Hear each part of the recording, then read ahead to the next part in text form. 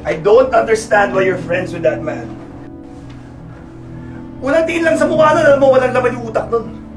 Asawa kasi siya ng kaibigan ko, kaya kakaibiganin ko din siya.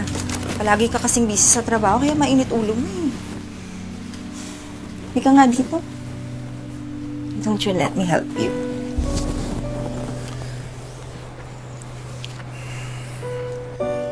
Denise.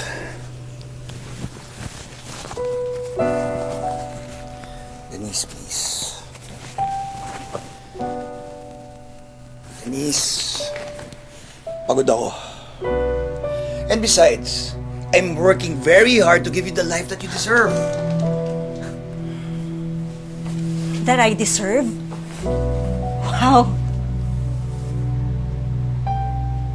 Tatrabaho ka nga para sa pamilyang to. Wala ka namang oras sa amin. Hindi mo ba naisip na hindi ito yung buhay na gusto ko?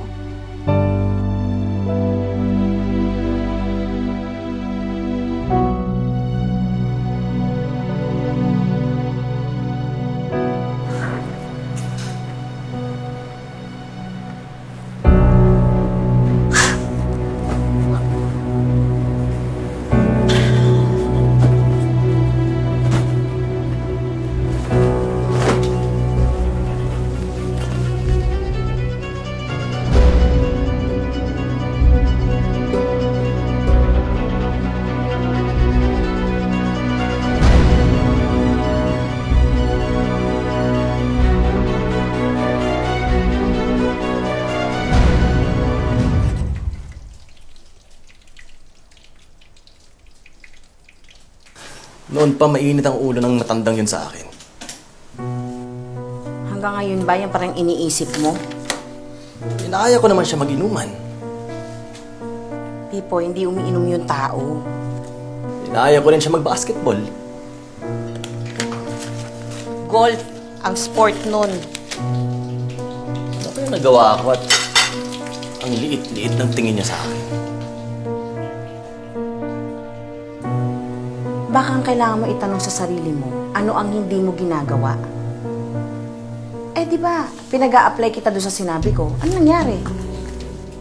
Yung cook sa Japan? Oo. Seryoso ka? Aba, syempre oo. Nag-aral ako ng civil engineer.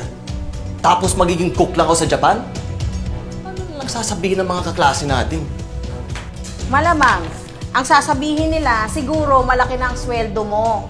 Ang swerte ng pamilya mo sa'yo, malamang hindi ka na basta tumatambay na lang sa bahay. At siguro nakakaginhawa na si Sandra, yun ang sasabihin sa'yo.